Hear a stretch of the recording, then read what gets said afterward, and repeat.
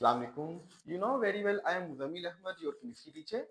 आज मैं लेकर आया हूँ आपके लिए बहुत ही एक important lecture, chemistry of beauty of chemistry के नाम से।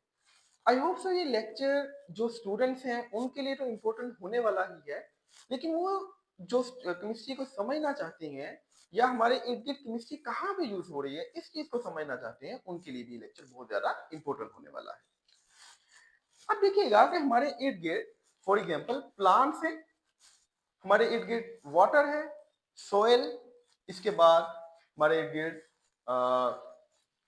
रॉक्स हैं, वाटर है, एयर है। ये सारे चीजें केमिकल्स पे मुश्तमिल है। अब हमारे इर्द गिर्द केमिकल्स हैं, अगर मैं इस तरह कहूं कि everything around us consist of chemicals, तो ये कहना हमारे लिए इजी हो जाएगा कि everything around us consist of chemicals. For example कि यू इंक्लूडिंग ह्यूमंस जो है ये भी केमिकल्स पे मुश्तमिल है, प्लांट्स ये भी केमिकल्स पे मुश्तमिल है, उसके बाद वाटर, सोयल, एयर, ये तमाम की तमाम चीजें केमिकल्स पे मुश्तमिल है। और इस लेक्चर का मकसद आपको उन तमाम केमिकल रिएक्शन से या केमिकल फिनोमिना से जो हमारी डेली लाइफ में एग्जिस्ट करते हैं, हम उनको गो थ्रू होते हैं उनसे, लेकिन उसको ऑब्जर्व नहीं करते कि ये चीज हुई कैसे है, तो उससे मुतारिफ करवाना भी आपको आज के लेक्चर का मकसद है। फॉर एग्जाम्पल स्पॉइलेज और रोटन फ्रूट्स एंड फूड, यानी कोई खुराक जो है वो जब गल सड़ जाती है, कोई फ्रूट्स हैं वो रोटन हो जाते हैं, तो इसके पीछे इसके बिहाइंड कौन से केमिकल रिएक्शंस हो रहे हैं, ये खुराक जो है ये क्यों गल सड़ने का शिकार हो जाती है, किस वजह से होती है।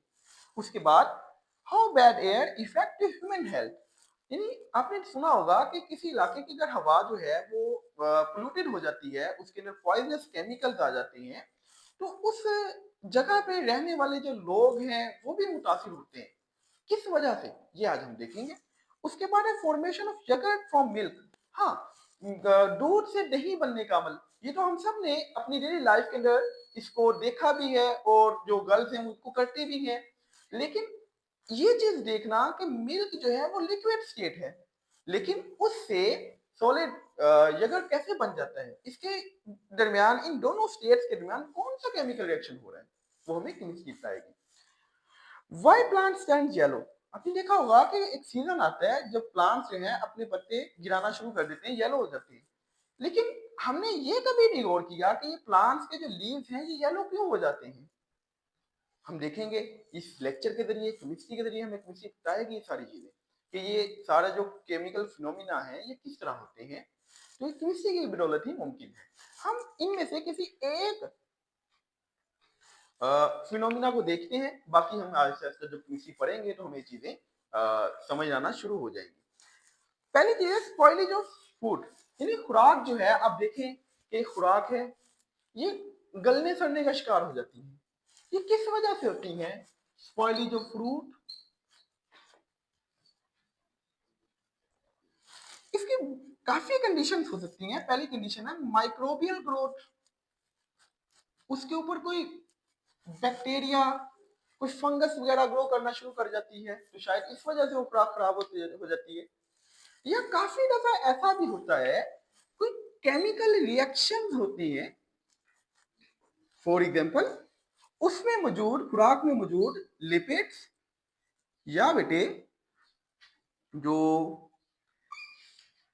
कार्बोहाइड्रेट्स हैं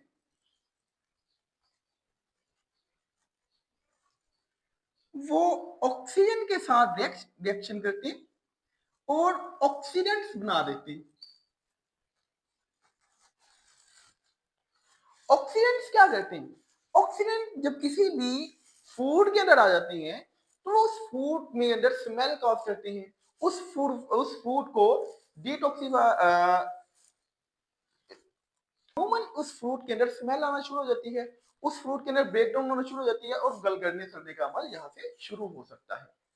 मैंने क्या बताया, जरा इस चीज को जरा बैकवर्ड लेके आइएगा कि मैंने बात कहां से शुरू की थी। मैंने कहा लिपिड्स जब ऑक्सीजन के साथ रिएक्शन करते हैं, अब वो बच्चे जो केमिस्ट्री के अंदर बिल्कुल न्यू हैं उनको लिपिड्स का नहीं पता होगा, उनको ऑक्सीजन का नहीं पता होगा।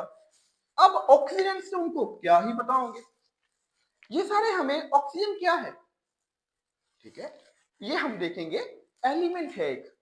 अच्छा, फिर आप कहते हैं कि सर एक रिएक्शन होता है जब एयर फ्लूइड हो जाती है, उसके अंदर नाइट्रोजन के ऑक्साइड्स होते हैं, कार्बन के ऑक्साइड्स होते हैं, वो हमारे ब्लड के अंदर, हमारे जब हम इनहेल करते हैं वो हमारे थ्रोट, गले के अंदर इंफेक्शन कॉज कर सकते हैं, हमारे लंग्स के अंदर इंफेक्शन कॉज कर सकते हैं।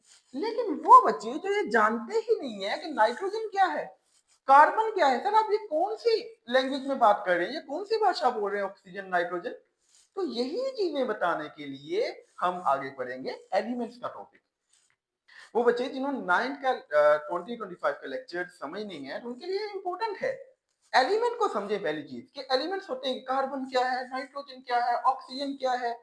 अगर ये चीजें समझ नहीं आएंगी तो मुश्किल है कि आपको कोई चीज समझ आएगी। इसको देखने के लिए एलिमेंट्स आप चैनल को विजिट कीजिए और एलिमेंट का टॉपिक समझिए।